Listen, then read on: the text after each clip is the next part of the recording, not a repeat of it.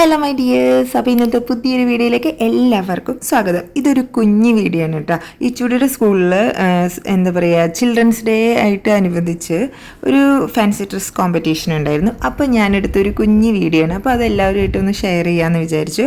അപ്പോൾ രാവിലെ തന്നെ ഇത് നവംബർ 14th ആണല്ലോ ചിൽഡ്രൻസ് ഡേ നമ്മൾ ആഘോഷിക്കുക. അപ്പോൾ അന്ന് എടുത്ത വീഡിയോ ആണ്. പക്ഷേ എനിക്കിപ്പോഴാണ് അത് പോസ്റ്റ് ചെയ്യാനുള്ള ഒരു ടൈം കിട്ടിയത്. അപ്പോൾ ഞങ്ങൾ എന്താ പറയുക, ചെറുതിൻ്റെ ഒരു തീം എന്താ വെച്ച് കഴിഞ്ഞാൽ ബട്ടർഫ്ലൈയുടെ ഒരു തീം എടുക്കാമെന്ന് വിചാരിച്ചാൽ കുറേ പിള്ളേർ ഇത് തന്നെയാണ് കേട്ടോ എടുത്തിരിക്കുന്നത്. നമുക്ക് ഏറ്റവും ഈസി ആയിട്ട് എനിക്ക് പെട്ടെന്ന് പറഞ്ഞപ്പോൾ 2 ദിവസം മുന്നേ പറഞ്ഞത്. അപ്പോൾ എനിക്ക് പോയി സാധനങ്ങളൊക്കെ വാങ്ങി എന്തെങ്കിലും ചെയ്യാമെന്ന് വിചാരിച്ചപ്പോൾ എനിക്ക് ടൈം ഉണ്ടായിരുന്നില്ല.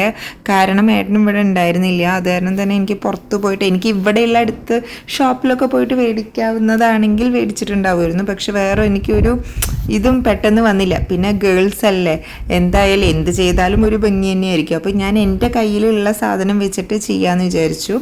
ഒരു കുഞ്ഞു ബട്ടർഫ്ലൈ ഈ തീമാക്കിയിട്ട് ചെയ്യാമെന്ന് വിചാരിച്ചു. അപ്പോൾ ആ വിങ്സും അതേപോലെ ആ സ്റ്റിക്കൊക്കെ ഉണ്ടായിരുന്നു. പിന്നെ ഡ്രസ്സും അതേപോലെ കയ്യിലുണ്ടായിരുന്നു. ഞാൻ ആദ്യം പിങ്ക് കളർ ഡ്രസ്സായിരുന്നു എടുത്തത്, ലൈറ്റ് പിങ്ക് ആയിരുന്നു എടുത്തത്. പക്ഷെ അത് കൊള്ളുണ്ടായിരുന്നില്ല. ഫസ്റ്റ് ആ വീഡിയോയിൽ നിങ്ങൾ കാണുന്നുണ്ടാവും, അത് കൊള്ളുണ്ടായിരുന്നില്ല, തല ഇറങ്ങുണ്ടായിരുന്നില്ല. അപ്പോൾ ഞാൻ വേഗം വേറെ ഡ്രസ്സാക്കി. ആൾറെഡി ലേറ്റായി, നമ്മളിപ്പോഴും അങ്ങനെയാണല്ലോ, പറഞ്ഞ ടൈമിൽ എത്തില്ല. അപ്പോൾ വേറെ ഒരു എന്താ പറയുക ഡാർക്ക് പിങ്ക് ഷെയ്ഡ് എടുത്തു.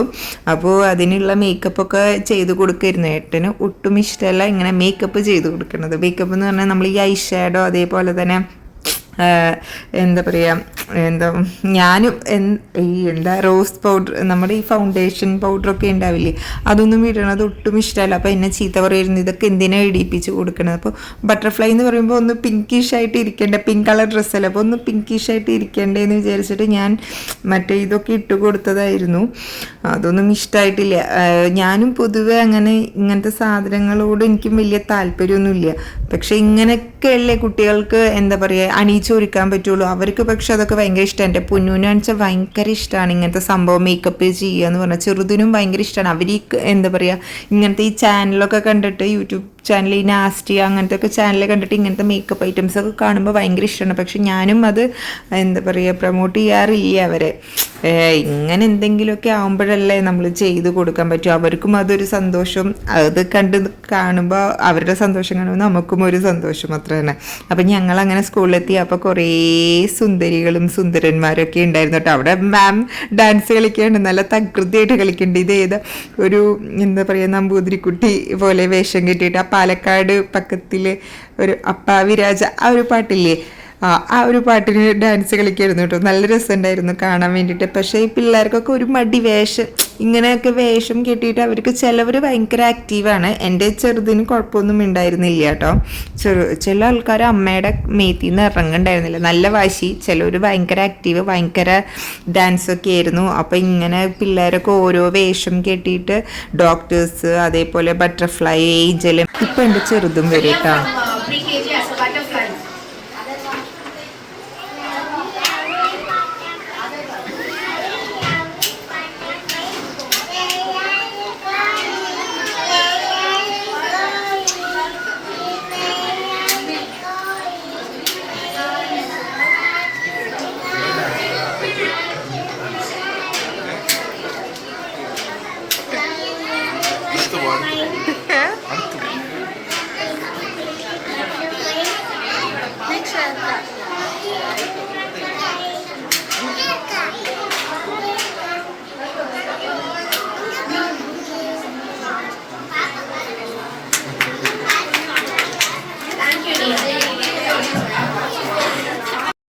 സത്യം പറഞ്ഞ് ഞാൻ ഞെട്ടിപ്പോയി. അവളൊന്നും പറയില്ല എന്ന് തന്നെയാണ് പറഞ്ഞത് കേട്ടോ. ഞാനൊന്നും പഠിപ്പിച്ചിട്ടുമില്ല, എനിക്കൊന്നും അറിയില്ലായിരുന്നു. അങ്ങനെ അവിടെ പോയിട്ട് ചെയ്യണം, വെറുതെ പോയി നിൽക്കേണ്ട ആവശ്യമുള്ളൂ എന്ന് പറഞ്ഞിട്ട് ഞാനും ഒന്നും പഠിപ്പിച്ചിട്ടുണ്ടായിരുന്നില്ല.